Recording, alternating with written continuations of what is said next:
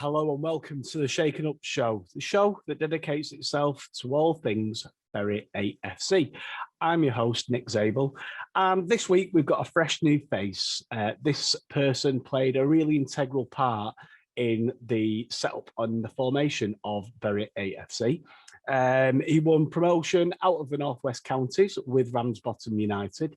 He also played a really key role in the rise of Salford City. He now co-manages Chester FC with Bernard Morley, and he's also a lifelong Bury FC fan. Please welcome to this week's Shaken Up Show, Anthony Johnson. Hello, Jonno, you okay?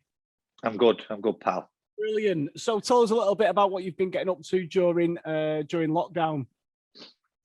A little bit about what we've been doing during lockdown. Well, the only thing I've been doing is homeschooling. But when you've got a 6-year-old and a 9-year-old and a 16-year-old all brighter than I am, it becomes a bit of a problem. So it's been, to be fair, it's been quite tough because the wife works from home as well. So we're having to whisper and try and keep the kids quiet. And you've got a dog and a cat that want to go. It's just been like a zoo, to be fair. What subjects are you good at and what are you rubbish at? I'm rubbish at them all. if they did football quizzes, I'd be all right. But when it comes to algebra and stuff like that, I struggle big time, to be honest. So I'm almost always letting the kids lead me. So I set it up for them and that's it, crack on. And any problems, we just Google it. So essentially, you've been homeschooled then, haven't you, for the last couple of months? Yeah, that's the best way of looking at it. You've learnt more than the kids, which is it's productive, isn't it? Yeah, as I say, it's just been for all of us. It's been something totally different. It's allowed me to, I suppose, in a lot of ways, reconnect with the kids. You know, I've been managing with Bernard now for nearly 12 years. My eldest was 4 when we started, so doesn't really know any different. And the two youngest two, were born while I've been managing. So the amount of time that I've put into football since the kids have been born has been. In terms of a ratio, I've been at football far more than what I've been at home. So it's allowed me to reconnect, I suppose, with the kids, as sad as that sounds. I think it's a nice thing. I think that's the one thing, if you had to spin a positive on all this, I think having time with your family is something that's kind of come out for a lot of people, isn't it? That you've been able to spend the time that you wouldn't normally have spent with them. That's a good thing, really. Yeah, it's getting the basics right again. Do you know what I mean? It's obviously... normally when the season finishes, we go on holiday for 2 weeks as soon as it finishes, so normally mid-May.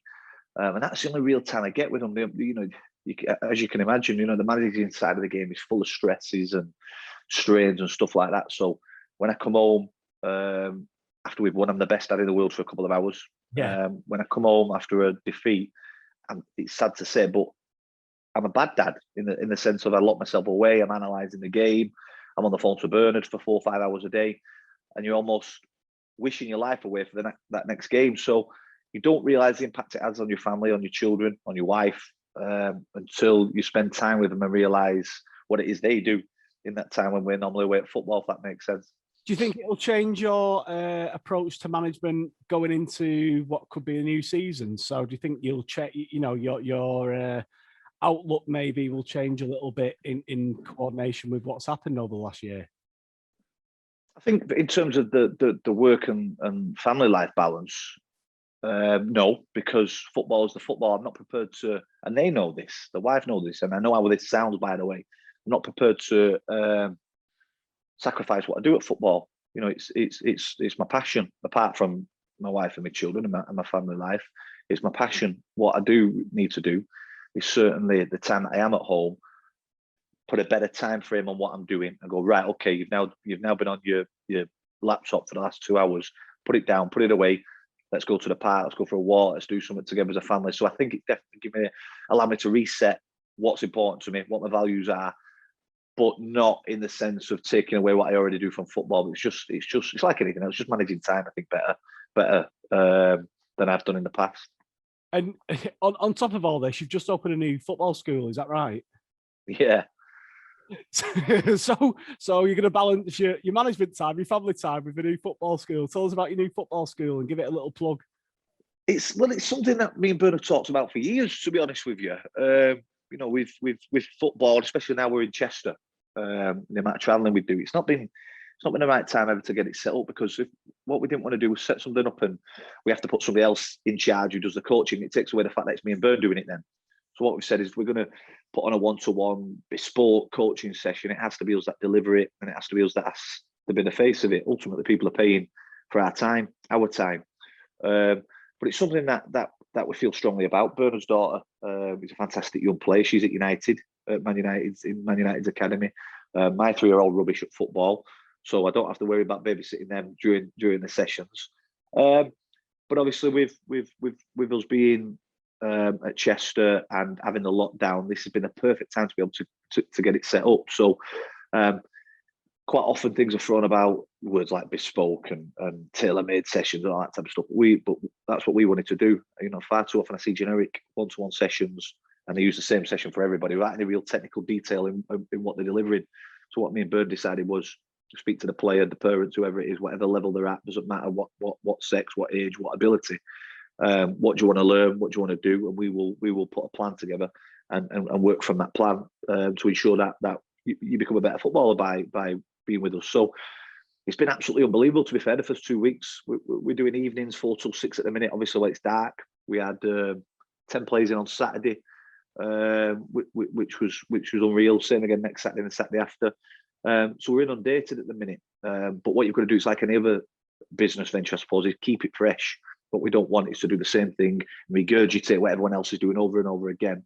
We want to give them something that they firstly enjoy, but 2, they're getting something from. So we're loving it. It's good. It's my life, football, as you probably know, and Bernard's life as well. So be able to do it part-time in terms of the coaching with local people.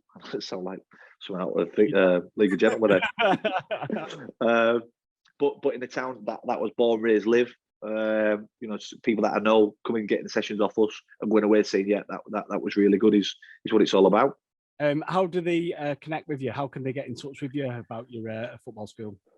So we have we're on both social media sites in terms of Twitter, Breakout Soccer Stars, and we have a page on Facebook that my sister's running at the minute because I'm not on there.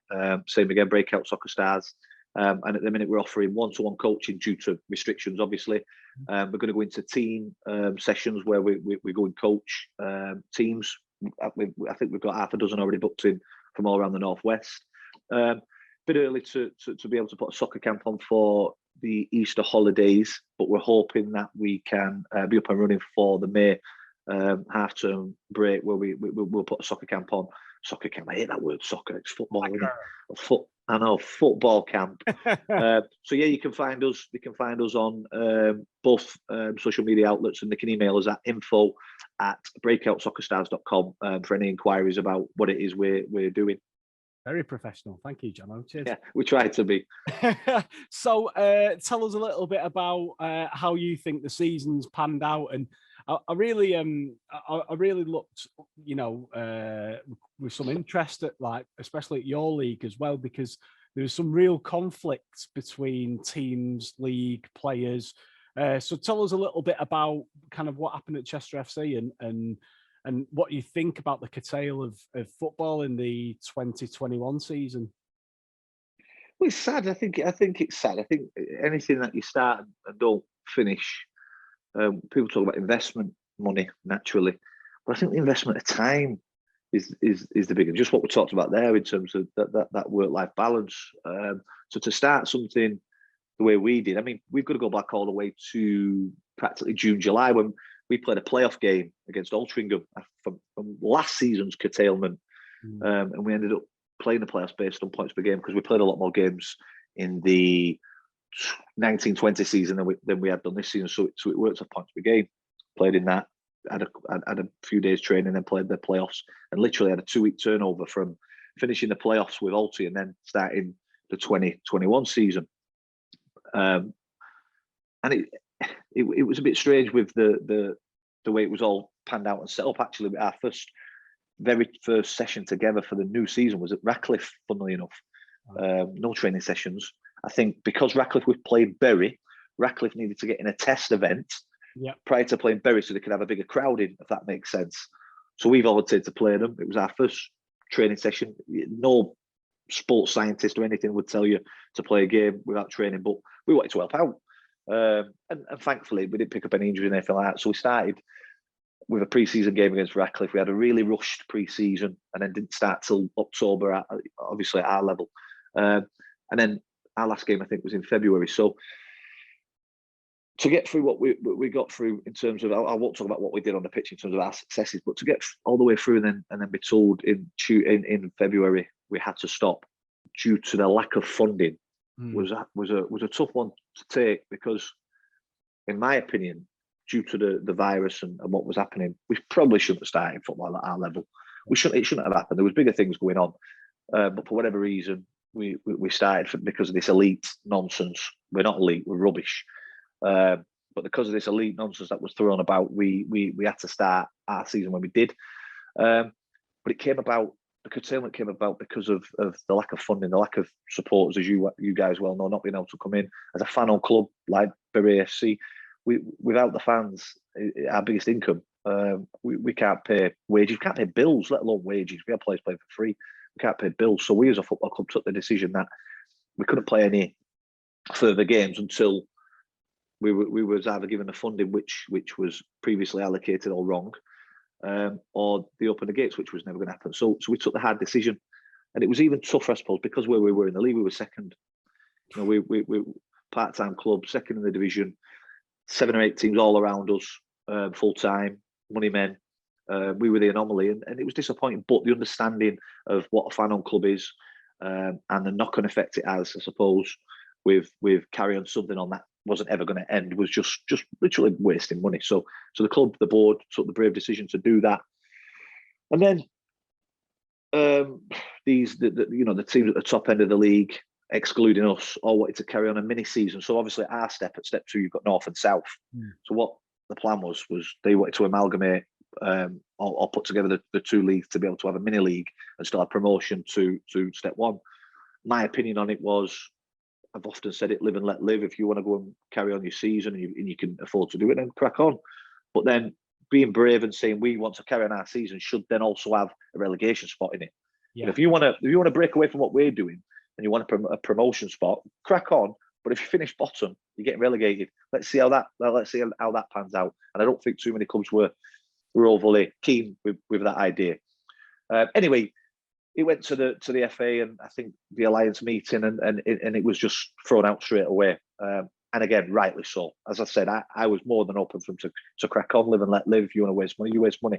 But I think the decision by the FA to null and void it and curtail the season was the right one. It's just a shame that it took us to get to mid-March to find out what was happening. Because as we've said before, this is people's livelihood. This, at the lower levels of the game, the majority of people have jobs and pick up a little bit of money, Beto, because we used to call them. But at our level, there's, as I said, half the division in our league are full-time clubs. Right. So it's the not knowing of what's going to happen going forward for us. But as I said, from a point of view of Chester FC, we knew where we were. We knew we weren't going to play again. All staff, staff and players went on furlough. And I was going to say we start to plan for next season, but we haven't got to that stage yet. It was a case of finding out what was going on in the background with the league and seeing what happened with the board in terms of their plans as well. So that's where we're at. And that's what happened. Was there some, obviously with Chester being a fan-owned club, wasn't there, it was put to clubs that they should take some sort of loan out, is that right? Was there some sort of loan that was offered, which obviously kind of goes against the philosophy of a fan-owned club, really, doesn't it? So the first 3 months, we were given grants through the lottery funding. I think it was 10 million given to the step 1 and step 2. So I think the 64 clubs, give or take. And what they did, they allocated the money based on the steps as opposed to what they originally said, which was to do with the loss of gate revenue. Yeah. And you had clubs that were averaging 250 supporters getting the same amount of money as Chester, York, and Hereford that get 2,000 plus. Yeah. How where does that make sense? Where have you come up with to find that equation? It's absolutely baffling. So that killed a lot of clubs to start with. And then when we got to the end of December, after the initial 3 months had elapsed, we was all waiting for the next round of funding. It weren't to come. The DCMS explained that it was going to be in in the form of loans from Sport England, I think. But within our constitution as a fan-owned club, we can't take debt on. You know, we anything that comes in the football club, the club's profit, everything comes in, and then from that profit or from that revenue or that income, the club then decides where it goes to. But we can't have debt. We can't take on loans. There was talk, I think, rumours of the supporters saying, we'd have a meeting about what that looks like. Would we change the potential constitution of what the football club is?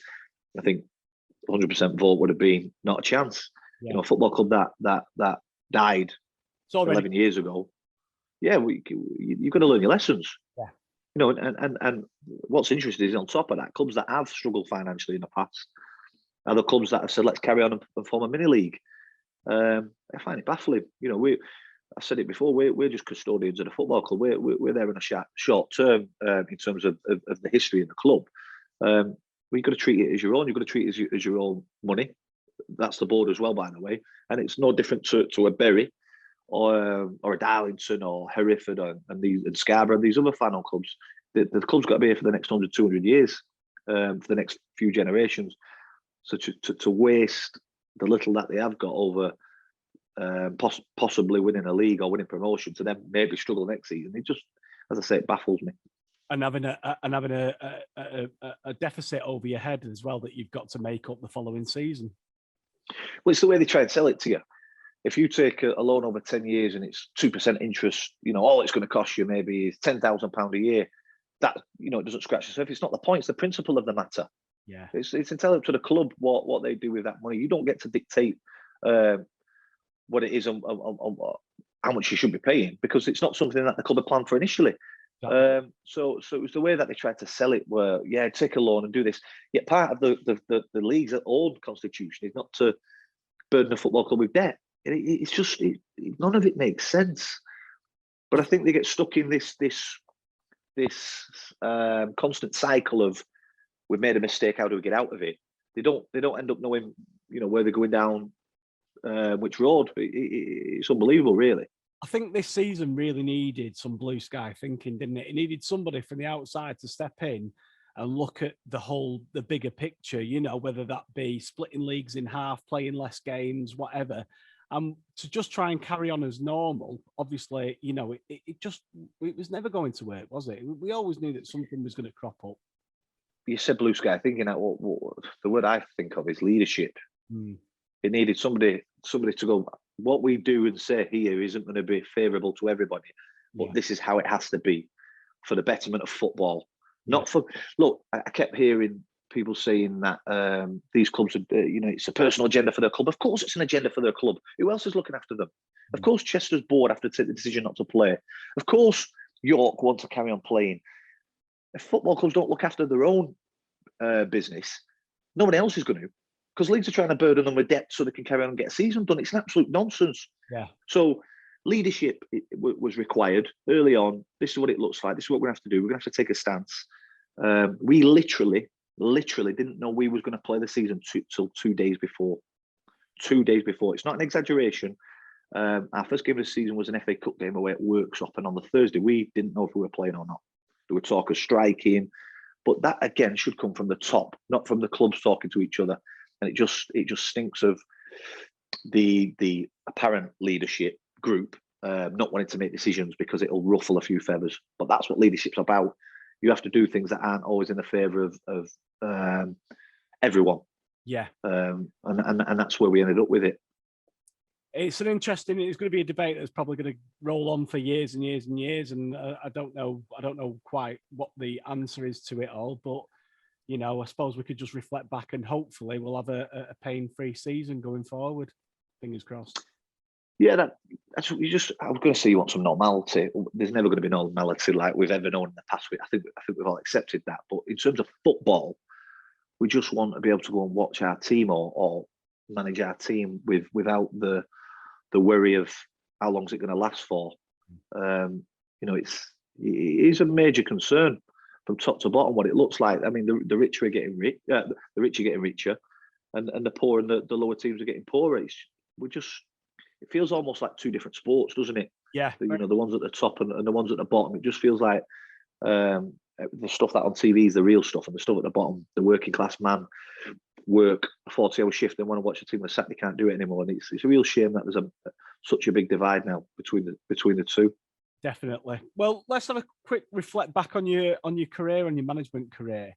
So you started at Ramsbottom United, is that right? And then they were playing in the Northwest Counties, and you got them promotion into, was it the Northern Premier from there?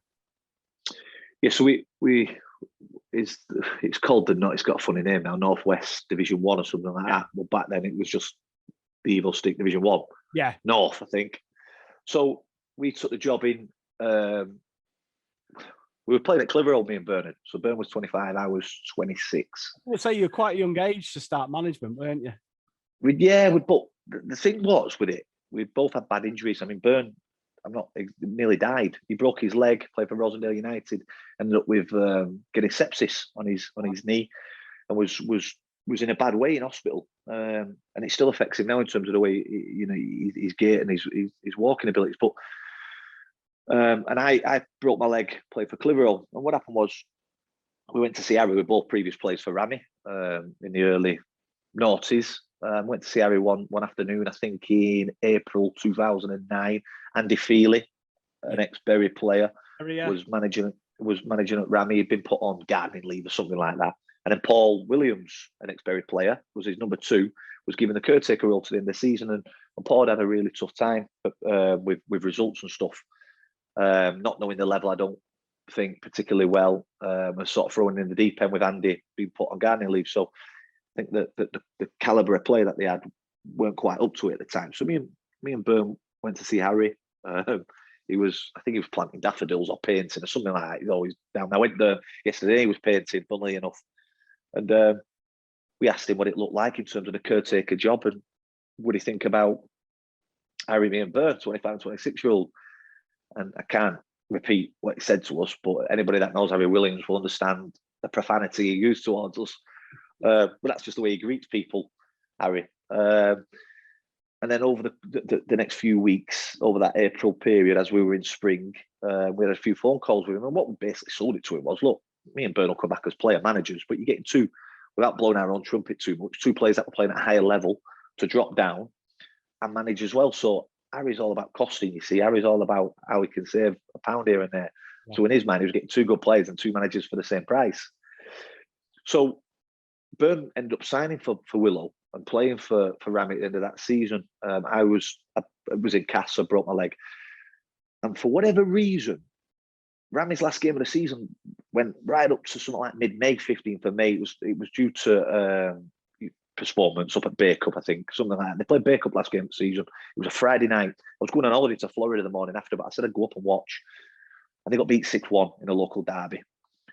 So after the game, I walked into the bar. Bern was in the changing room with the rest of the team. I walked in and Harry and the rest of the committee was sat there. And I sat down, said, do you want a pint? We had a beer. And he leant over the table and shook my hand. He went, congratulations, you've got the job. So that was it. There was no build up to it. There was no meetings, about how it was going to work. That's how Harry works. He's very off the cuff. So I'm sat there with a big smile on my face, a 26-year-old going on holiday in 12 hours. And Bernard walks in. Yeah, we was. And I didn't, believe it or not, I didn't want to go because of that opportunity. It was almost like, I don't want to. That was the first time we went to Florida. We ended up going every year. But I remember wasting the whole holiday thinking about playing Daisy Hill or whoever it was, and Everton LR, when we had this opportunity of a lifetime, this holiday. And I remember Bernard walking into the bar, and he had this big grin on his face, and the 2 other committee members, Chris Woolfall and Mal Cole, said, congratulations, you got the job. And that was the start of it. Our first result, our first ever game, our first competitive game of the season, so 4 or 5 months later, we got beat 5-0. I played. Bern was banned. As it transpired, the team that beat us 5-0 went on to win 30 games on the bounce. It was like a world record. Newcastle, they were unbelievable. Smashed everybody, but at the time, you don't realise that. You think you've been beat 5-0. What on earth are we doing here? And we ended up finishing 4th in the first season, which was, I think, a 10-year high for the club. We broke records in terms of goal scoring records. The year after, we finished 2nd. And then the year after that, we won it. and broke records all along the way. We won promotion in, as I said, from there to the Evil Stick North, whatever it was called at the time. We missed out on getting in the playoffs with the last kick of the game. We played the champions of the last game of the season. We were 2-1 up. And in the last minute, they scored 2 to knock us out of the playoffs, there were tears. It was the first time I'd seen lads crying. But the year after, we ended up getting into the playoffs. We beat Darlington in the playoffs away in front of 2,500 people. Then beat Bamber in the final. And then we won promotion to the NPL, the Northern Premier League. So we took this village team that was used to fighting in the bottom 5 or 6 of, the bottom of the Northwest counties, all the way up to the NPL. I think we were 3rd in that league when we left to go to Salford. And that was it. So for 5.5 years, we'd sort of made our name. And at Rammy, what we did there was unbelievable. Best days of my life. I think when we started at Rammy, we were closer to Walshire Sports Club in terms of the pyramid than we were to Bury. Right. By the time we'd left Rammy, it was closer to Bury than what it was to Bacup, who were in the same league when we started. So the steps we took as a football club and as a group were unbelievable. I know clubs have done that in the past, but not with the resources that we had to work with, and I suppose the siege mentality that we've created. Especially at the age you were at as well. If you'd been an experienced couple of managers that are going into it, but having never done it before, it must be quite. You must really got a kick out of it. Yeah, but I think it can complicate things. I think if we'd have known, be careful how I word it, I suppose, but I think if we'd have thought we knew more than what we did, you can end up complicating things. And for us, it wasn't about that. We knew, because we played at that level and above, we knew what was required to get out of there. And our selling point to Harry was ourselves as player managers. But on top of that, we've got friends that'll play for us. Yeah. I'm not Jose Mourinho, he's not Pep Guardiola. We're 2 young lads that will work hard and get the right type of players in. And then obviously on your journey, you start to do your coaching badges, and you do start to overthink and overanalyze situations. And at times, I often reflect and think to myself, I wish I had the same mentality that I did when we was at Rammy, where we wanted to. I remember saying to someone, asking, "What do you want out of the game?" I said, "I want to be the England manager." I got laughed at. Right? It was a load of nonsense. But the belief of where we wanted to get to, no one was getting in our way. Yeah. And now we're at a stage where you question everything and you overthink everything. You don't sleep because of it. Back then, I'd have took the world on. Yeah. It didn't matter who we played against. And I think your players that you recruit at that level, that what we did, I think there was a piece in the Bury Times at the time. We had 13 lads, including me and Byrne, that played over 100 games for Rammy United. Not one person on a contract. It's never been done before. Oh, it hadn't been done previously because that's all everyone used to play the local players, but it's never been done since. It never will be done again. And we had something like another 10 that had played between 75 games and 100. It was unbelievable what we created as a group, not me and Byrne, as a group, what we created. A load of local lads, a load of, Harry used to call us mongrels, mongrel dogs, but a load of different eclectic people from different backgrounds that just stuck together for years and years. And what we achieved, was life-changing, I suppose. It set us on to where we are now. So thinking about things, Bury AFC, it's new to us. All this kind of, obviously, we a lot of us have come from the EFL, so we've watched, we've watched things at a higher league. So what do we need to be aware of, and what things are going to happen at that level that we might not see? I mean, we've only unfortunately seen 7 games this season, so give us a bit of an overview on those leagues, what they're like, and what can the fans expect? I was talking to a pal of mine, Darren Kiley, who's a big Bury fan, and he was asking the same question a few months back. And you've got to take it as a Bury fan. I remember in the 90s going to Bishop Auckland in the FA Cup, and we drew and ended up beating them in the replay on penalties, but that's by the by. But it was them journeys of going to places that you'd never visit if you was in a football league. It doesn't matter. You was going to Peterborough, you was going to places like Brighton back then. And when you drop into non-league football, the start of a new journey takes you to places that you will only ever visit if you're drawn in the FA Cup. And if that team, by the way, gets there to the round that Bury come in at. So to go to places like, I'm trying to think who you've played so far, the West Didsbury game in the FA Vase, I think it was. Golcar and places like that, places I'd never even heard of. Golcar, by the way, up until recently. It's all part of your adventure. It's all part of your journey. You've done the boring stuff, finishing mid-table, travelling to Northampton, travelling to Barnets, travelling to Gillingham. You've done them journeys for the sake of what? Finishing 14th, 20 points off the playoffs, 5 points above relegation.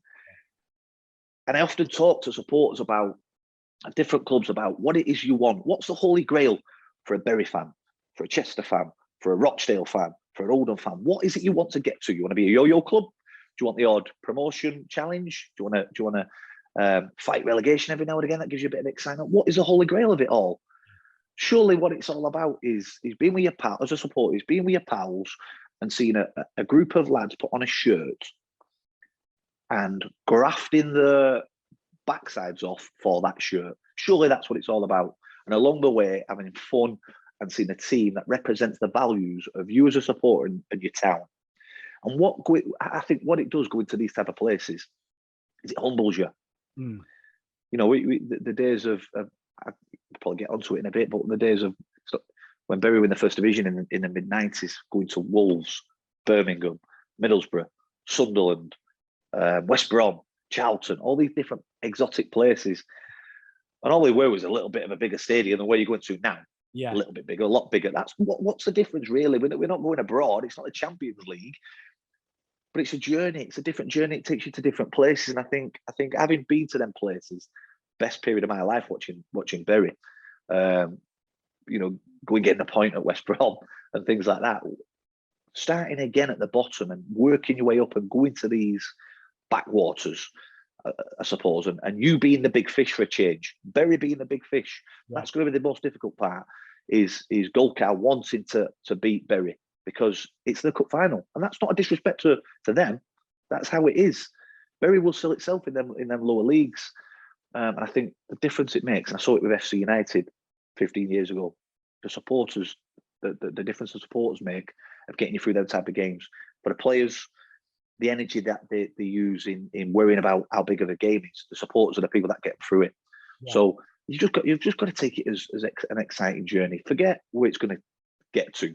It will get there because of the size of the football club and what it will be. But you've got to really embrace and enjoy what it is, because if there's an element of we're too big for where we are, I've seen it with Darlington when they couldn't beat little old Rammy. We absolutely battered them every time we played them. They couldn't score against us. Played against 2,000 people, but and I've got a great relationship with Darlow fans now. But at the time, I don't think they respected the level and respected the teams and respected how much side wanted to beat that team. So don't have an arrogance of where we've been, who we are, where we want to be, but embrace the level that the club is at through no fault of their own. But embrace what it is, the start of a journey, the start of new generations coming and watching a team, probably going to win 90% of the games, probably going to win between 70 and 90% of the games to start with, until it finds a level that's going to be much tougher. Yeah. And that, again, that's not against the league that you're in now, by the way, because there's some good sides in there, some very good teams, Lower Brett being probably the main one. But you can embrace where you are, enjoy the days out, if and when we get to that stage, obviously with what's going on, but just really embrace where we're at as a football club and what we've seen in the past, and what it's going to take to get potentially back to where we were. And you had a little bit of a helping hand in the setup of the club, didn't you? You advised a little bit to tell us a little bit about what you did and how you helped out. Yeah, I think it was Chris Murray that initially made contact with me about sitting in on a Zoom call and listening to what. Look, the foresight that Bury fans showed to set up a team in a new league whilst our original Bury FC was still, I want to say alive, but that's not the word. Well, it was on life support. Yeah. The foresight that these guys showed to get a team set up and be in a pyramid when they did is unbelievable. Yeah. It's absolutely unbelievable because of the pelters they were also getting of Bury FC is not dead yet, and still putting their heads above the parapet to ensure that this town and a team to watch and support is unbelievable. I can't tell you the stuff that they had to go through, and you know that anyway. So I was just sat on listening, the small, tiny details of when did they train as a part-time side? Bury have always been a full-time team, always. What do you do? What does a part-time side look like? A semi-pro team? How do they train? What do you do about kits? Things you wouldn't even think about was hours and hours and hours were spent on. Yeah. And the passion that was coming from them. And they were the first to say, look, we're just Bury fans, we're just supporters. What do you do to run a football club? And it was not funny listening to what they were talking about, but actually seeking help from people that had been there, they've done it, and having not experts, but people, as I say, who've lived it. Yeah, and that's what it's all about. It's very easy to sometimes put the shutters down and go, I'm not bothered what anyone else says, we're going to do it our way. That's when you make mistakes. You've got to seek help. And I think in the early days of them Zoom calls and speaking to various people about the various things, it was really exciting from my point of view as being a passionate Bury fan, and seeing what they were doing behind the scenes to get it to where it is now, essentially. And you've been to a few. I think you've been to one. Was it Bury AFC game? Obviously, because you were playing on a Saturday. So, which game was it, and how did you find it? I came to I think it was the Walshy game. Right. It's the only one. It's literally the only game that I could that has crossed over in our games, because obviously Bury playing a Saturday and a Tuesday. Yeah, we are either playing on a Saturday or training or playing on a Tuesday as well. Yeah, and to be fair, that's been the same for the last 10 years as well. Since I've been at the level that we've been at. So, and I loved it. I loved it because obviously I know a lot of people from Walshy as well, but it was brilliant being there and seeing my pals who were Bury fans and talking to some of the board and listening to them. And there was a genuine. I took my daughter to the last game at Gig.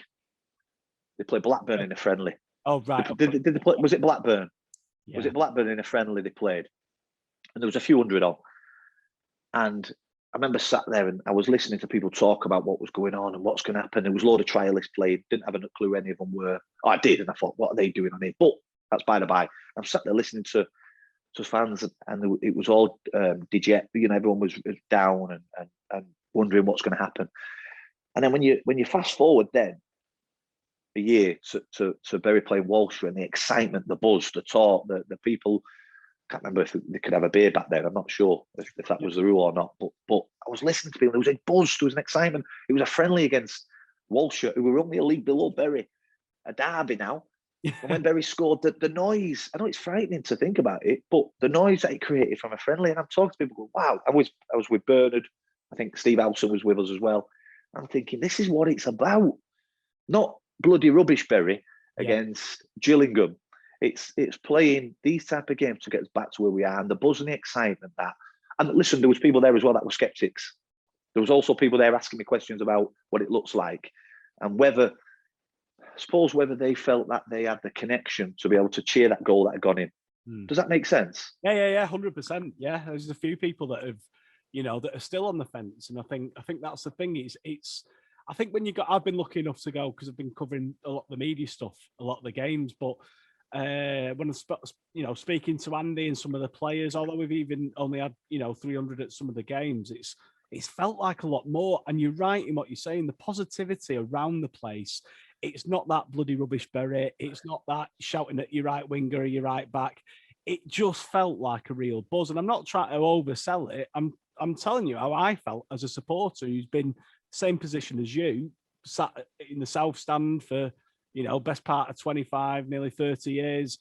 And it was the first time that I felt, it felt new. It felt, and I was speaking to people about it. The one thing that I can take away from it is you fell in love with football again. You fell in love. It felt fresh. And although we talked briefly about the difference between, Sky Sports football and being in the Premier League to there, it felt very different, and it's something that I can't describe. Especially, everyone goes back to the Steeton game where we were 2-1 down and we pulled it back to 3-2, and the only time that I felt like that is probably when we played Chesterfield in 2011 when Bury played Chesterfield 2000, and nothing's ever matched that apart from the Steeton game, and that's the bizarre thing about it. That's the bizarre thing to take away from it. I think it's a connection that's been recreated. I think the one you asked me the question before about what what's the to be expected from the levels. And I think my biggest thing, and I think what me and Bird have been very good at, is initiate contact with the supporters again, like it used to be. So when I was a kid, I'll tell you a story after about David Lee and his autograph. I was starstruck. I couldn't believe that I was stood within a foot of David Lee signing a piece of paper for me. And that's what you get with the levels. The culture that is created is about us as a football club going in the bar afterwards and talking to a player about anything. Forget the game, just talking about anything and recreating that how I believe it used to be, probably before. But yeah, that bond of and when we talk about that energy and the supporters not shouting bloody rubbish, Berry, they understand that this fella has been out building a house for the last 40 hours from Monday to Friday, and now he's putting a shirt on to represent your town. Absolutely spot on. So people understand that, they're prepared to. Whereas lads who are on £2,000, £3,000, £4,000 a week in League Two, sauntering about, giving it the Billy Big stuff, isn't what Bury is as a town. It's not what we are. I always used to say, you never saw Jermaine Beckford in Asda, did you? You never saw him. You never saw him cruising around B&M bargains, did you? We played Bury. We played Bury at Salford in a friendly, behind closed door friendly at Carrington, and the cars that were on the car park when we walked in. So Stuart Day was watching the game. Did we draw 1-1? Bury equalised in the last minute. And you can understand the type of players that they had at the time. It was unbelievable, the names. And we battered them. I'm watching them as a Bury fan, seething. It was one of Chris Leketti's first games. I was watching the game, managing the game, seething, thinking to myself, the money you lot are on here, prancing about in Carrington. We used to train at Lower Giggan on Goshen when we were at Bury. And you're prancing about against a non-league side. You should be running all over us. You should be embarrassing us. So the rot had set in then. Anyway, going back to my initial point is you are now getting players that are travelling 30, 40 miles, rushing home from work to train for you on Monday, Tuesday night, whatever it is you train, to then represent our town. Yeah. So there will always be an understanding of the levels. Do you get what I mean by that? Yeah. And I think that's what's needed. It brings you. That's what I say about humbling you as a supporter that's been to them games, watched certain players, and now seeing a group of lads that it's the pinnacle of their career to represent Bury AFC. Do you know what I mean? Yeah, 100%. Yeah, I get that. So I'll just take you on about your journey with Bernard as well. Obviously, you went on to do your stuff with Salford City. Tell us a little bit about your time at Salford City and working with Bernard, and obviously going to another club. But how was that, building that foundation there? Well, me and Bern have known each other since we were 10, 11 when we were at Bury. Funnily enough, we were both in there were no academy back then. It was School of Excellence. Yeah. And I think I started under 11s, he was under 10s, and we obviously crossed over all the way through. So we've known each other a long time. It was January 2015. As I said, we were at Rammy, we were flying, and I was up at Affetside with the wife having a meal at the Pack Horse, and there's no reception up there at all, which she was buzzing about, to be fair. But it comes out, and my phone starts pinging. Voicemail of Tony Cunningham, the secretary at Rammy, who's a big Bury fan, by the way. So I picks it up on the way home. Hi, can you give us a ring? We've had an approach from Salford for you both. So my head's buzzing. So I rings him up, and he says, and just to go back a couple of weeks, we was at a stage where I think we'd lost 3 or 4 games on the bounce at Rammy. And we'd had a conversation about we took it as far as we could. We knew we took Rammy to the ceiling. We'd smashed through it 10 times. And we got to a stage where we were picking, our players were unbelievable, top players, play well below the level. But there was a worry that there was going to start breaking off and leaving and going to different clubs. And we didn't want that. After what we created together, we didn't want them to all disappear together. So we started picking up injuries, a couple of bands, and the players we were putting on the pitch didn't represent me and Bern. That's no offence to them, but we was having to put players on the pitch that we didn't really want to, but we had to in terms of budget and things like that. So when the approach came, it was probably the perfect storm. We turned down 5 or 6 offers previously when we were at Rammy from higher league clubs. We weren't ready to go, but it was probably the perfect storm that opened the door to us leaving. So the approach came. I went and met Bernard. Bernard's uncle runs the Ratcliffe Central Snooker Club. We went down there, and Bernard always does. He has all the family there. It's like the mafia. So we sat there talking about leaving Rammy and taking up the role. We came to the decision that I wanted to do it, was going to leave, and Bern was I knew Byrne was going to do it, but he was umming and ahhing. Byrne's very emotional when it comes to an attachment to what we had with Harry and Rammy. We rang up Harry. We had a meeting with him on the Friday night. So this was all Friday. Went up to the club on the Friday night, explained to him. There was tears. Not gonna lie, it was unbelievable. And then on the Saturday morning, we called all the supporters in and the fans. We had a meeting, explained the situation. There was anger from the supporters, upset, understanding. We then on that same day went to watch Salford first game. Scholesy and Phil Neville ran it and they won, and that was it. That was it. We went there, hand on my heart and my children's lives. We went on there, me and Byrne on the same wages that we was on at Rammy to go to Salford. There was no fanfare when we got there. Were the overriding memory. The same league? Sorry. Were they in the same league as Rammy? No, Rammy was a league above. We dropped a league. Right. So we dropped a league, but it was. I don't like using these type of words, but it was the project, I suppose, that hooked us. So we took the backward step to go to Salford in the sense of dropping down the league, and it was a tough decision. But my overriding thoughts on day one was the cameras. So as soon as we walked through the gate, we took the job, not knowing we knew there was a documentary running, but not to the extent of what it was. Yeah. So that was my overriding thing. And then I remember that. So that was on the Saturday, and on the Monday we had a meeting at Gary Neville's office in Manchester, but he wasn't there. He was abroad. Me, Bernard, Nicky Butt, Paul Scholes, Karen, and Gary's on the camera, and he basically said, "Look, don't worry about this season. We're 4th, 5th in the league. We've got a load of players that aren't right for the club in terms of the culture and here for the wrong reasons. Build a team for next season."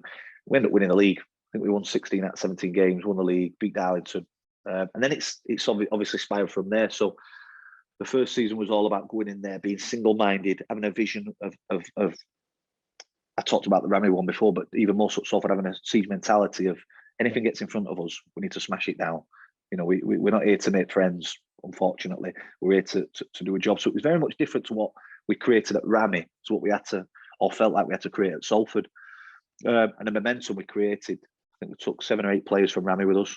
So the stories about the money being at Salford, that there's there now. Back then, don't get me wrong, it was the biggest budget in the league, but he was going up against Darlow. We brought 7, 8 lads from Salford, all rubbing their hands together, from Rammy, rubbing their hands together, thinking they were making a few quid. And they're all £50 more than what they're on at Rammy. So it was the nucleus of what had took us to where we were with Rammy. Then that came to Salford and did the same again. So the momentum that we created from minute one wouldn't have been able to happen with another manager. And that's not because we're brilliant managers. It's just that we had a group of winners that had already been together 3 or 4 years. Yeah. So the momentum just carried on, and the FA Cup run and the promotions and the documentary, it was just a monster. It was unbelievable. It felt like we were there for 10 years. I think we were there for 3.5. And it felt like by the time we'd left, I was shattered. Yeah. I was mentally, emotionally, absolutely drained. It was a very different club to the one you walked in on that day, wasn't it? From with the documentary, with the involvement of the class of '92, obviously very different players in a very different league position. So very different, to where from where you started to where you left off. But people forget when our first game for Salford, they were only averaging 300 people, and the class of '92 had been there 6 months. Yeah. It was us that coming in and creating the success, which allowed the supporters to come on board with the documentary. Yeah. So they'd already been there 6 months. We were averaging more at Rammy than what Salford were getting. By the time we left, there was 2,000 on. Yeah.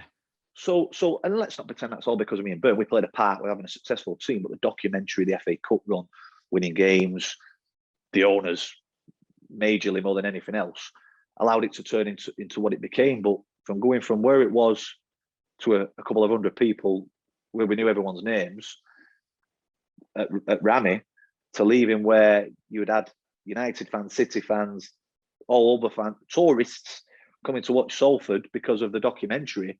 It was a monster, but both of us were. We were genuinely tired. Yeah. Not tired of Salford, but tired of the run we've been on. There's been no respite. It's just been, and because of the way we are as people, we're front-footed people. It's relentless. Absolutely relentless. Just touching on the documentary there, obviously we've had a little insight in the early stages with the BBC bringing football back, and it touched upon us in ours, the BT documentary. What was it like having a camera crew following you about and getting in the changing rooms and seeing you, shouting at goalkeepers and centre backs are making mistakes. And because I know when I watched it and what I thought of you, but I thought, God, I wouldn't like to play for them. Like I thought, gosh, I'm an arm round the shoulder type guy. I need that bit of, but you really let rip. And I suppose some of that's down to clever editing as well. It'll look like, you two are probably monsters in comparison to you're actually like. I don't know. You tell me, what was it like? I think the narrative of the story of the documentary was Phil Power, a lovely fella that didn't quite get the best out of the players he had. Yeah. So me and Byrne coming in and being these two ruthless characters that would fight 100 men to get a result. That was the narrative of the story. You talk about careful editing. Of course, there's careful editing. It doesn't take away from the fact that that's what we really were in a changing room. We weren't. I talked about a project before, but essentially we had to win every game. When you think about that, the pressure that was on me and Byrne, from the owners, from the viewers, the documentary viewers, getting millions of people watching. It was absolutely unbelievable. I was going on holiday, I was going to work, and I was getting noticed. Byrne was getting noticed. It was madness. But the pressure was absolutely huge. But we embraced it. So how do you deal with that pressure? Do we try to be liked by people on the documentary? Or do we hold our values straight and go, why are we here? What we're here to do? We're here to win. So if you're with us, i.e. the players are with us, this is how it's going to be. This is the intensity it's going to be at.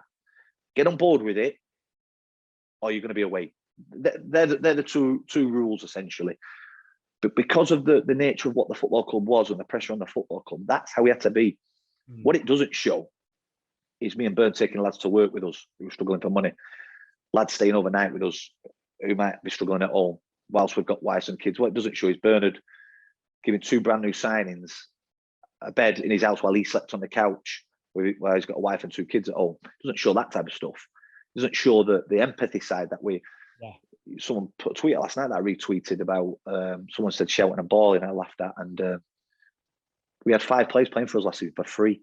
You don't do that unless there's a connection between us as human beings. So I will die for you if you're my player. Die for you. I will give you my last penny. I will pick you up and take you wherever you need to go. But when you put a shirt on and you're representing our team, as an absolute bare minimum, you'll work 200%. And they're the non-negotiables. And if you don't, then I'm probably going to get a little bit worked up because you promised me you would. Now, people forget that I already know what's going on up here. People say, "Oh, well, you don't know what's going on in family life." No, I do. That's why we can do what we do, because we immerse ourselves so deep into our players' lifestyles and where they are emotionally and mentally, that they understand when we do push them to the limits and test the characters and the resilience.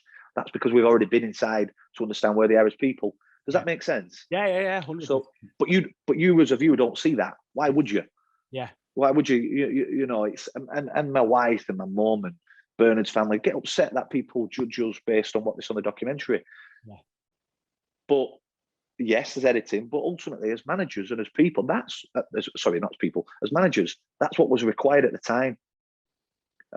But it doesn't show the softly approach in the background that gets you to where you are. It's not really, like you say, that they're trying to tell, from a TV point of view, they're trying to tell a story, aren't they? And of course, look for shortcuts and the quickest way to get from A to B. And I think that's what the documentary, in some parts, did really well, because we saw that A to B. We saw, turning the fortunes round, if you like, and becoming a successful team. But like you say, we didn't see the offering. Every TV program and every story wants a start where it gets you up there, and they want an end that comes like that. We didn't have an end like that. They made it look like that. Yeah. We won the league by 8 points. Yeah. We played bad football and this is that, and we've won this bad run. We won the league by 8 points against another full-time side that are in League 2, Harrogate Town. Yeah. But the story needs to have an excitement. It needs to have a lull. It needs to have a plateau, and it needs a big ending. Yeah. And that's what it looked like it had when ultimately we left the job having won the league by the record points that we had done in our previous seasons. Definitely. Would you allow any camera come in at Chester? Would you, if they were to make a documentary about Chester FC, would you allow it? Would you do it again, or would you be reluctant? If it was about Chester FC, not me and Byrne. Yeah. obviously, I know it sounds like I'm being arrogant. I don't mean that, because the documentary was never about me and Burn at Salford. But people often ask. People enjoyed the documentary. They loved it. But when you've got a fan-owned club like Chester, they want to show what you need to show is what's got the club to where it is, the community side of things, why it's run the way it is, why it's fan-owned, as opposed to me and Burn being in the changing room giving someone a rollicking every now and then. Do you know what I mean? So absolutely certainly we would do it for that reason. But then the counter argument to that is, do you get the same amount of viewers, or do you just get fan-owned viewers that want to watch how a fan-owned club is run? So we've done that bit. It was an unbelievable time in our lives. It's something we'd do again if it was for the right reasons, i.e. the football club. Yeah. We'd think about it, but it wouldn't be something that I would rush into to carry on this caricature of what me and Burn are as managers, when it's essentially not real. Obviously, Jonno, we all know that you're a big supporter of, well, you were a big supporter of Bury Football Club. When did that love affair start? When did you start watching Bury, and how did you fall in love with the team? So my grandma and granddad lived on Park Hills Road, so you could see the floodlights from where they lived, from my bedroom, from the front bedroom. So my granddad actually was a United fan, as most granddads were back then. But my dad was a Bury fan from day one. Actually, believe it or not, my dad he used to watch Bury, and when Bury were away, when he was a kid, he used to get on the bus to Rochdale and watch Rochdale at home, because all he wanted to do was watch football. So my old man used to go and watch Bolton sometimes. It's funny, isn't it? Just what a game. Yeah. And obviously they didn't want to travel to away games or whatever. I don't know what that was about. But yeah, so he used to watch Bury when they were at home, and Rochdale when Bury were away. But he was always a Bury supporter. My dad. Massive. So from the early days of I remember the actual first game I ever remember, or I thought I remembered, was a game against Cambridge at home, and Dion Dublin played for them. But I've got a programme from my first ever game, and it was Bury against Crewe, 1989. Right. And they got hammered 3-0. And I don't remember them getting hammered 3-0. It's only me doing my research of knowing what when it was and who it was. But my first proper recollection of supporting Bury and the real buzz was the playoffs. Was it 91-92 against Bolton? 2 penalties at home in the first leg. Tony Cunningham and David Lee, I think, scored the penalties. I think it was that. So in the Manny Road end at Bury, used to go to Manny Road end, and the wall was quite short behind the goal. And there was a little gap. So you had the advertising board, and there used to be a little gap about 10 foot in between, so where the goalposts were. And we used to stand there. So my dad had sitting on the wall, and I'll never forget this day. So the Bury fans are singing, "Oh, the Wanderers," and I'm singing it. And my dad nudged me and went, "Don't you dare sing that," because obviously there's the odd swear word in. So I'll never forget him giving me a bit of a flea in the ear with that. We drew one on. That was my first vivid memory of watching Bury. Obviously, it's packed house. Wouldn't have a clue what the crowd were, but it felt like it. The old South Stand, and I think, unless it's just my memory playing tricks on me, the old used to flip down the old, used to call it the boys' stand at the other end, in the top right hand corner, the old semi-end, and then main stand with the benches in. So that was my first vivid memory. My first game I went to was a 3-0 defeat against Crewe, but that was my first memory. And then the season after, there was loads of games, obviously, that I went to. But again, a memory that sticks out like a sore thumb was the game away at Preston, where we got beat 2-0 and got relegated on the plastic pitch. Yeah. And in the stand behind the goal, it felt like there were thousands there. Bury's following was unbelievable. For a team that averaged what they did at home, the following it used to take in terms of percentage was mad. Yeah. Was unbelievable. So the buzz I used to get from watching them, especially away from home, was hard to put into words, really. But so they're the initial memories that I've got. Them early days. I think two. Again, I could be wrong. James Bentley reminds me of a lot of stuff that I think I've got right, but tends to be wrong. The season before, I think we had a playoff game as well, didn't we? I think, was it Tranmere? Maybe we got beat or cap. Was that right? So I have vivid memories of them things, but it wasn't until we sort of got relegated into the Premier League started, and we got relegated into Division 3, what was Division 4 the year before, and that's when all my real memories and good times started, I suppose. I said good times, there were a lot of bad times there as well. Yeah. And on my shirt, I still got a couple of the shirts from back then. One of them's got a McPherson Paints shirt. It's got Chris Laketti, Morgier, Ryan Cross, Jimmy Mulligan, all still got it upstairs. I've got all the autographs on it. So they're my first initial memories. But it was from my dad. None of my pals, or not many of them, supported Bury. They were United fans. I remember, I think my brother had a Crown Paints Liverpool shirt on for whatever, but that was it for me. One used to follow me. Me and my dad used to go everywhere, either on the coach or he'd drive. So they were my early memories. The early 90s. But I did go before. Obviously, I went earlier than that with my dad. What's your fondest memory then, Jonno, of being a Bury fan? What games stick out in your head? Two, and I'm not going to, apart from the obvious ones like Watford, the two that stick out like are so fun were Scarborough away, David Adicola hat-trick. It was unbelievable. One of the best days of my life. Because I was at an age, I think it was about 10.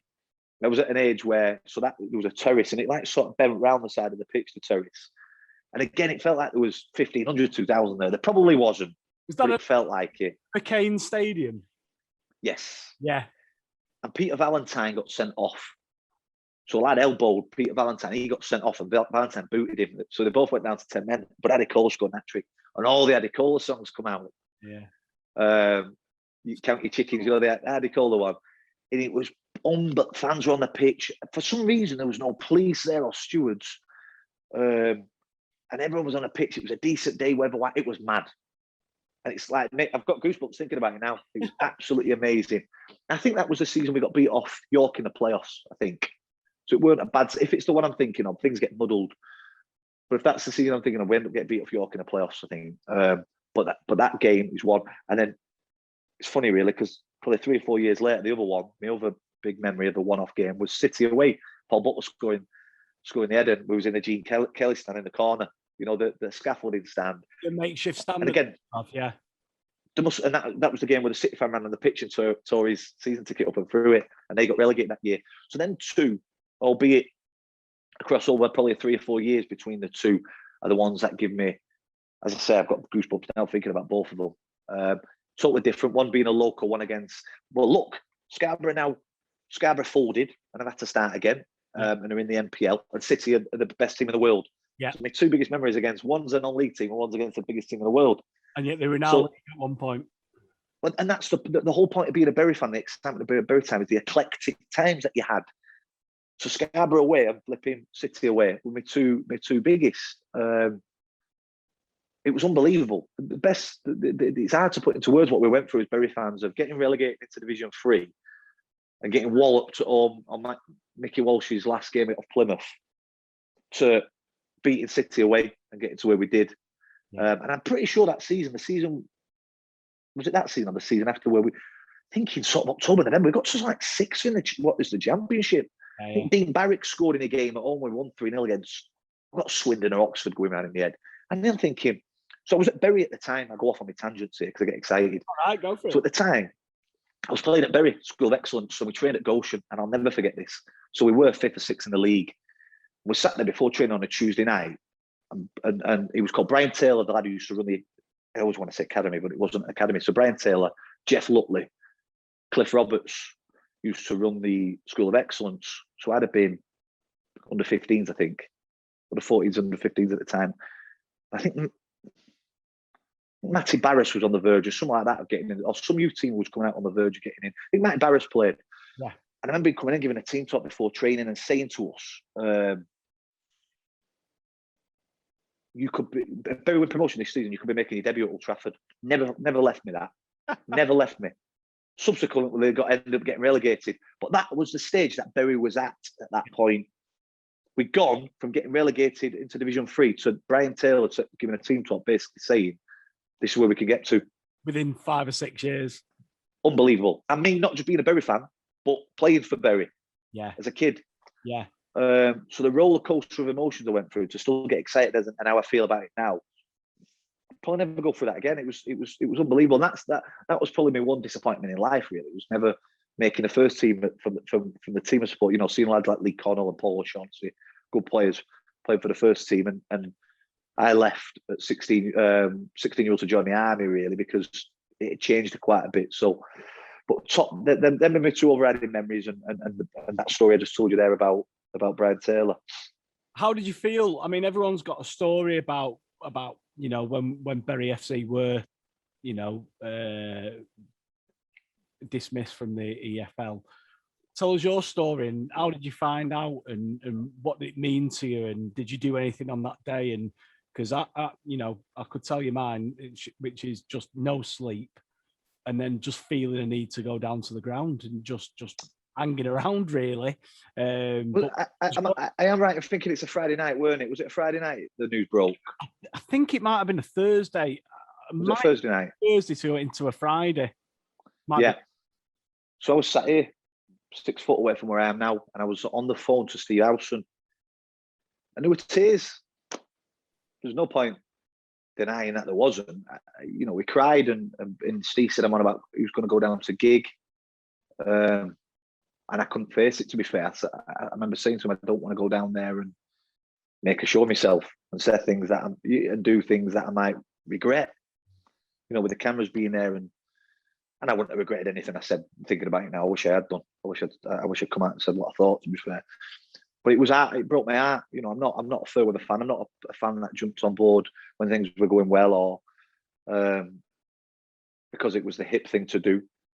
I'm a born bred Bury supporter. I was born in Fairfield Hospital. I've been to school in Bury. I've never left Bury my whole life in terms of where I live. It was my team. I sat on the benches in the main stand. I sat in the opposite block in the south stand where we used to sing in the late 90s. I've been in the semi-end. I watched us get relegated against Port Vale in the semi-end. I've been in the Manny Road end watching playoff games. I've been there. There's no bigger Bury fan than I am. I'll have that discussion with anybody. So for us to essentially die, all right, expelled from the Football League is another story. That ragtag bunch, but to be expelled from the league and essentially our football club die. Look, I probably watched Bury 20 times the last 10 years just because of my job, because of where I'm at, unfortunately. And again, it kills me, because anytime I could. I went to watch the Blackburn game with my daughter, and the one before that I went to against Luton in the FA Cup, and Bury were unbelievable. Remember it, yeah. We got beaten, they were unbelievable. One of the best performances I've seen. Couldn't believe it. So I got there when I could. It was a Sunday, that. And then for that to be taken away from you, I don't support United. I don't have a second team. My family support Rangers. I'm often on social media. I'll follow what Rangers do. But my team was Bury. And, no matter whether I was there or I wasn't, that was the only thing I cared about. Good pals with Ryan Lowe and John Lucas and lads lads down at Plymouth. And it was a feeling that it's hard to explain what it is, because obviously not many people have gone through it. Obviously Chester, I'm at a club where they went through it. At Chester, they understand what it was, and Darlington that I've had a bit of a rivalry with over the years, who understand it. But this one was a bit different because it was ours. And I think what doubly hard, what then happened over the next few months was the infighting. The people saying what the setup of Bury AFC, because Bury hadn't officially died, sticks in my craw a little bit, if I'm honest. As I said before about a group of supporters having the foresight to set up the new club as a continuation of the old club, whilst he has essentially kept on running on live support in terms of not switching it off, and people being upset about that. I find it hard to understand. I'm not saying they're right or wrong. They'll think I'm wrong. What I'm saying is I can't understand how there can be an upset towards the people that wanted to set up Bury AFC, for the people of Bury, because this other thing, which is still being dragged out now, is still ongoing. It's just a real shame. I think the thing is with that is because it's so out of our control, Bury FC now, that's, at least we have something to call our own now. And I think that's the big important thing about Bury AFC, the inclusion, the idea that, that the doors will always be open. But, ultimately, whilst things are still happening at that club, there's always going to be that divide, isn't there? Yeah, and it's one person's fault. It's one person's fault. People that have known each other for years and years and years, travelled the country together for years and years and years. won't say rowing off on that, but debating with each other whether it's the right or wrong thing because of one odious man not doing the right thing by a town. Yeah. The fact that he tried to do what he did, what Bury AFC managed to be able to do to stop the trademarking side of things, and people were upset about that. What really?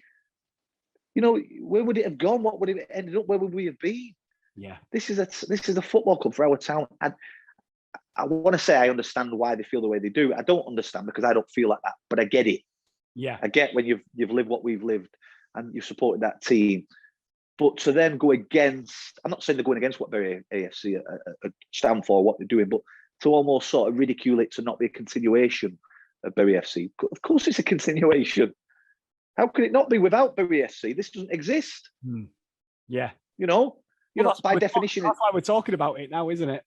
Absolutely. So by definition, is it a Phoenix club? Well, has it risen from the ashes of an old club? Well, it's not dead yet, but there's certainly ashes. There's certainly ashes there. And without, as we've just said there, without Bury AFC doesn't exist. So, of course, in my opinion, just my opinion, it's a continuation. It is our football club. The sooner the other stuff is dealt with, the better. Just my opinion. I'm not trying to upset people. I'm not trying to create a crowbar between us all. But it's just great that we have got something that we can call our own. Well, I think the stuff that the Heritage Committee are doing as well, the videos of the old players, the interviews, kind of gives that impression Brilliant of what we're trying to do and build that continuation and build that bond between Bury FC and Bury AFC. And I think that's James Bentley gets some of the pelters he gets. Unbelievable. A bloke that bleeds Bury, goes away questioning what he's doing, because certain people don't agree with what he's doing. How have we got to that stage?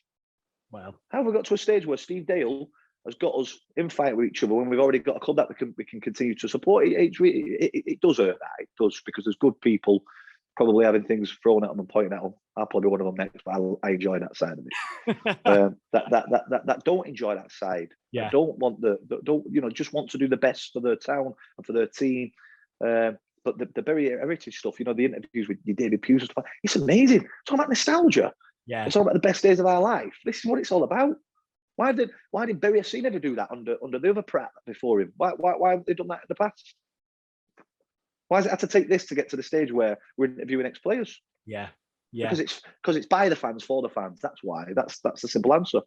Brilliant. Well, you couldn't have put it any better there, Jonno. Which takes me nicely to our next bit. So, what we ask of managers is to pick their favourite teams. So, with Andy Welsh, I asked him to pick his all-time 11 of players that he's played with and he's played against, which was quite an interesting one. With you, I'm going to ask you to pick your all-time best Bury X1.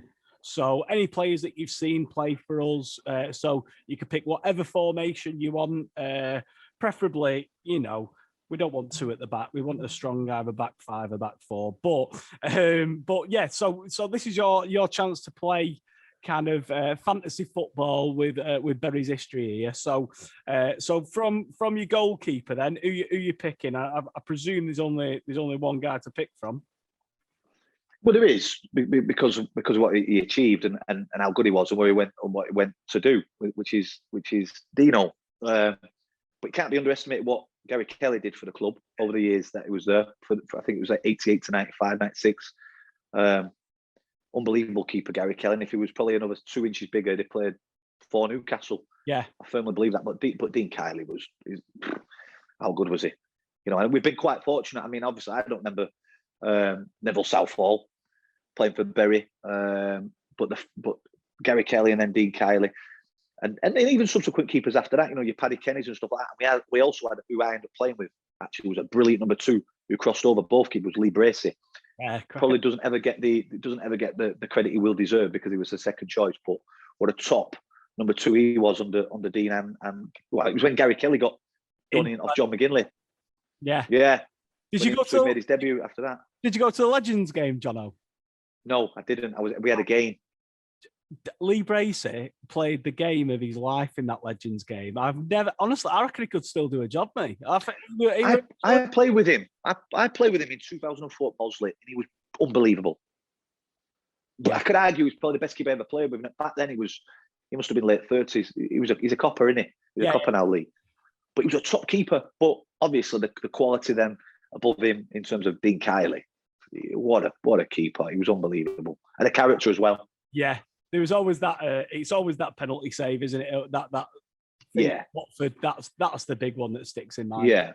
With Dino. Just a top all-round goalie, top all-round keeper. So we've got Kiley in net. Who are you having at right back then? I'm not having a right back. You're playing 3. So I'll tell you with this. So if I was picking a right back, it would only be Dean West. Yeah. That I can't choose anyone other than Dean West. But I'm going to go with a back 3. Go with the back 3, right? So I'm going to go the obvious 2, Chris Leckett and Paul Butler. I'm writing these down, by the way. Yeah. Yeah.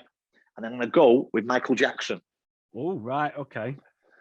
And a bit like what I said about Gary Kelly, where he was almost played as a number 2 or when one of the other 2 injured. And obviously before Paul Butler come in as well and played right back on the odd occasion. He was just a top defender. And you only had to look what he did after he left Bury. A bit like the other 2, to be fair. He was a brilliant centre-back. Well, Jackal. Brilliant. Well, to captain Blackpool, didn't he? Yeah. Top career. Preston as well. Top career. So, although Chris Leckett and Paul Butler, there's no argument. And then there's special mention, to be fair, to players like Nathan Cameron. I was a big fan when we was in the first division of Steve Redmond. I thought he was a top player. So special mention to Steve Redmond. So another one that I loved was Ian Hughes, who ended up leaving in part of I think it was Tony Ellis. Was it Tony Ellis or Andy Priest? He ended up playing. He ended up winning there, didn't he? And Captain Ian Hughes was a top centre half. Captain Blackpool. The great thing. Yes, he did. Another good career. He could play anywhere, Hughesy. I think he started off as a midfielder, then he went to a left back, then he was at centre back. He was just so proper player. Yeah. So that'd be my back 3, but there is quite a few mentioned. Effie Sodge is another one, and so them three definitely. So the reason I've gone with a back 3, even though Bury weren't overly playing it at that time, was them 3, and then I'm in front. I'm playing a solid 2, so it allows the rest of them to go play. So my formation looks like this: right, 3-3-4, right? But you'll understand why it'll work when I give you the team. I'm ready for it. So that's my back 3. Right, you got your back 3, yeah. And then I'm going to go Lenny and Dorsey in front of them. Okay. Yeah. So they're playing just. They're just in front, nice and disciplined. But one can go because they're both box-to-box players. One can go, one will sit, but they'll just in front of that back 3. They won't concede the goal. Yeah, solid. And then the best player I've ever seen in a Bury shirt, just in front of them, Andy Gray. 100%. Do you know what? He played half a season. Yeah, unbelievable. Unbelievable. Yeah, 100%. And to be fair, if they'd gone a 4-4-2, my left back would have been one of, say, Roger Stanislaus or Brian Small. And Brian Small was very similar to that. He only played 20 odd games, but what a left back. Scored a worldie against Sunderland, a volley. Did he come on loan from Bolton? Was he on loan from Bolton? Yes, it was Bolton. When he started at Villa, went to Bolton. We got him on loan from Bolton, and I think he signed for Stoke. Yeah. So, yeah. But he's a player. Great. But I'm all contributing. I didn't put him in because he didn't play enough games, but then I've got Andy Gray in. But he was the best player I saw wear the Bury shirt. Well, and do you remember his boots? He always used to have a pair of white boots on as well, which made him out more than anything. Well, I still speak to him on Twitter now, on social media, and he's an absolute gentleman. But I don't think I'd love like the Bury fans of today to have seen him. I don't think people appreciate how good he was. Yeah, he was the best. Yeah, that I've seen. And in fact, I speak to all the supporters as well that remember the likes of George Jones and players like that who all said the same thing. That Andy Gray was one of the best. I 100% agree with you. It'd be my team as well, 100%. Right, so we've got Kiley in net. We've got Leckett, Butler and Jackson at the back. We've got Lenny, Dorsey and Andy Gray in the midfield. Lenny and Dorsey just playing in front of the back 3. So my 2 wide players. Yeah. David Lee on the right. Yeah. Unbelievable. What a player. Unbelievable. And again, his last day at Bury, the day he was leaving, there was a car boot sale on the car park. I was with my mum and my grandma, and he was coming out to sign for Southampton. And my grandma had like a rug she'd bought, and I had this tiny little piece of paper, and I ran over nearly crying. And he signed it for me and disappeared. And my mum bought me a little frame. And up until I can't find it, but up until recently, I had it in a frame, tiny little frame. So David Lee on the right, on the left, Danny Mayer. Oh, yeah. And although I probably only saw him half a dozen times because of the crossover with my work and watching Bury, what a player he was, or what he is, unbelievable. I know he had his issues outside of football, but in terms of a talent, he's as good as anything I've ever seen. Skill, ability, everything, pace, everything. He had it all, didn't he? Goes like the old school wingers used to be, jinking both ways, go outside, come inside. You couldn't stop him. You knew what he was going to do, but you couldn't stop him. Everyone will always remember those shots where he just used to cut in on the left-hand side and just curl it. I think he scored about 2 or 3 in his career for Bury, but beautiful. Yeah, absolutely fantastic. So that leaves us with our centre forward then. Tough one, this. So I've got my 2 up top. David Johnson. Oh, right, okay. Why David Johnson? Was he as prolific as Ryan Lowe, Andy Bishop, Mike Cartley and Robinson? No. But he was that player in that run of when we went from Division 3 to the Championship, where you had loads of solid players, Mickey Dawes, Lenny John Rose, David Pugh, Mark Carter, Phil Stanton. Yeah, he was almost a bit like Tony Rigby, which broke me out, leaving him out, by the way. But Jonno was that magic dust on the team. Yeah, I was just about to say a little bit of gold dust, wasn't he? Yeah. Quick, powerful, unbelievable in the earth for a small player. Just a top player. And if we'd kept hold of him for a bit longer, he'd probably gone for 2-3 million instead of the million he went for Ipswich. So I have to put him in just because his ability was. He shouldn't have been with us at the time when I think back to it. And next to him, I'm going to say it's controversial. I don't think it is. Mark Carter. $6,000 from Barnet at 32-year-old and scored nearly 70 goals in his mid-30s. Yeah, brilliant. And he was a catalyst for where we went to. We'll have, there'll be different debates about how we got to where we did, but to sign a 33-year-old from Barnet for $6,000, and score the amount of goals that he did consistently, he was unbelievable. I could walk faster than him, but his left foot, I was just about to say, unbelievable. He barely moved. No, he didn't. Didn't need to. Do you remember the United game? The one where 4-0. And I mean it's just a masterclass, wasn't it? On a sandpit against the class of '92, I think he scored a free kick, and I thought I was at Darlington away when they beat us 4-0 the season we went up from Division 3, and he missed it's the only penalty I saw him miss. Yeah. So it was another one where we took 1,000 to Darlow. And I think we were getting hammered at the time anyway. They were just below us in the league, and he missed a penalty. And I was like, I couldn't speak. How's Mark Carter missed a penalty? God. But what a player. What a top player. And listen, again, honourable mentions for 2 people who I've got a brilliant relationship with, Ryan Lowe, Andy Bishop. But because I weren't watching at the time, it's easy for me to pick the others. Do you get what I mean by that? Yeah. Liam Robinson, a top player as well. Yeah. He went to, he was at, did we get him from Bristol City or did he? No, I think he went to Bristol City from Bury. I think we got him from Huddersfield in the late 80s. Yeah, great player. But again, that same sort of time, we had Ian Stevens did really well for Bury. He'll probably never get the accolades he deserved because we never won promotion. But John Paskey and David Adicola. Adicola was my favourite Bury player, just because of what he was. But in terms of that best ever 11, I know it's a bit skew-iffy in terms of the formation, but that doesn't get beat. Doesn't get beat, and it scores so many goals. Yeah, definitely. Well, with that, certainly with that back 3 and Kylie in net, you got a safe pair of hands in net and a solid defence. I'm happy. Going forward, it's unbelievable. That's so. I'll just recap. So we've got Kylie in net, we've got Laketti, Butler, and Jackson at centre back. We've got Lenny and Dorsey just in front of those 3, with Gray just in front of Lenny and Dorsey, just free roll. Is he going where he wants? Yeah, do what you want. Do what you want, pal. Express yourself. Absolutely. We've got David Lee and Danny Mayer on the wings, with David Johnson and Mark Carter up front. Brilliant. What a team. That's unbelievable. That's a great. You could do this 2,000 times with the supporters. You won't beat that team. That's the best team you'll get. We'll do it. I'm going to ask a few. And see what they think. I mean, you always say, older people will always go, well, Neville Southall, or but I mean, we can only go off. You're the same, similar age group to me, so I can't think of a better set of players than that. That's and like you say, honourable mentions: Ryan Lowe and Bishop and Definitely. Riggers, obviously.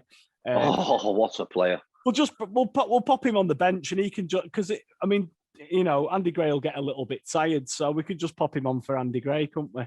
Oh, Tony Rigby at his best playing in that role. What a player! He still free. Again, he was another one. He was another one that made you fall in love with football. He was doing stuff in Division 3 that players in the Prem couldn't do.